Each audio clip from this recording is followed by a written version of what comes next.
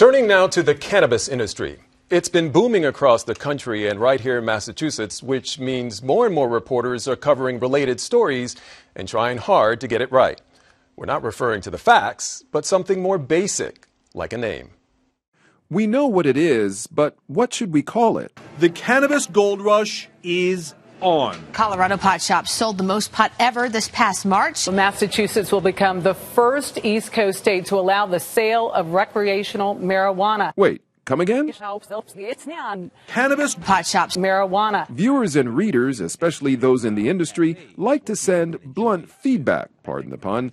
They argue that pot is too slang, weed is too colloquial, marijuana has a negative connotation. If you think this is just a silly exercise, consider the CNN program High Times. It devoted an episode to terminology. Pot, ganja, grass, dope, weed. God, there are like hundreds of marijuana names. The Associated Press style book, Journalism's Bible, says marijuana, cannabis, and pot are all acceptable terms. Unfortunately, that doesn't clear the smoke. So I was talking to someone who I know in the startup cannabis world, and I posed it to him, is there a real issue here with names? And it is very controversial. He talked about how when people refer to it as pot, it kind of continues to feed this more sort of underground, seedy environment. And they're really looking for a name that takes it to where they are now or the future. And he pointed out that the name that he prefers is cannabis because that's what it was called way back in the early 1900s. I'm unimpressed. I'm unimpressed with this whole controversy. I think the favorite thing I learned when we were doing our research for this segment is that if you say marijuana now, it's somehow considered racist. Right. And I didn't get that at all. I couldn't say, where does that come from? I don't get it. Well, it's a Spanish term. Right. Spanish term. Mexico and immigrants coming in. Yeah. Right. Well, we did get a long list of synonyms, and I know that the one I'm going to be using from here on out is smoochy poochie. So please hand me a smoochy poochie brownie. I want to hear you say that as often as possible. Better be careful when you say that. So this isn't really a terminology issue. This is a branding issue. Yes. They need to change the brand. Yes. And the problem they're reaching is the current brand has negative connotations, but the brands that are accurate, people don't associate with the product. Yes. And so they need to have enough name recognition that they can sell their product, but not enough of the negative connotation that people stop them from selling their product. We need an advertising person on this panel because I can't answer that. Ka-ching! I think you did it. Exactly.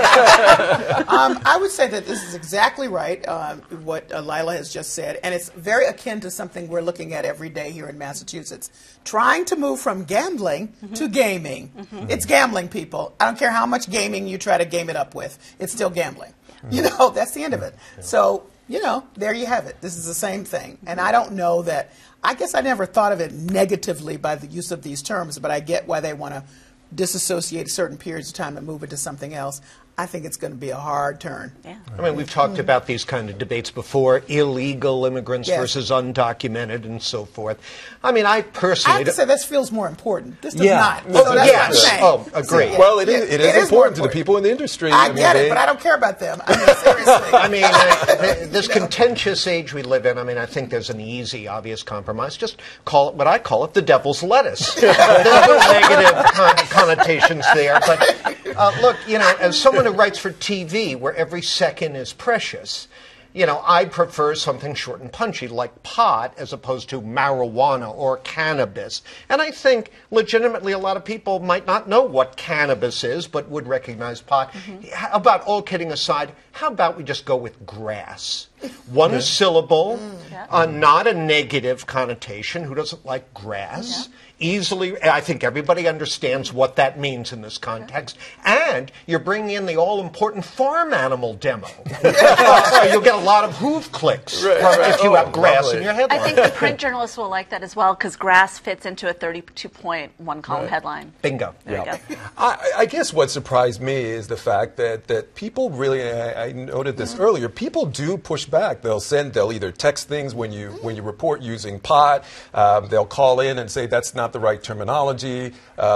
I am surprised by how people struggle with this word. Well, here's what's going to happen for a while. If there's any branding that sticks, you're going to end up with more words. So to John's point, you'd have to say cannabis, also sometimes known as marijuana. Yeah. I mean, that's where you are. And then something will give, and it's going to be one or the other. But until such time, you have to go with that which we're moving quickly in this, that people can read or hear or see and understand what you mean. We're all on the same page. Right. It's the growing pains, I guess, of this industry, which every community has to Start face. calling it Cool Ranch, and people will know.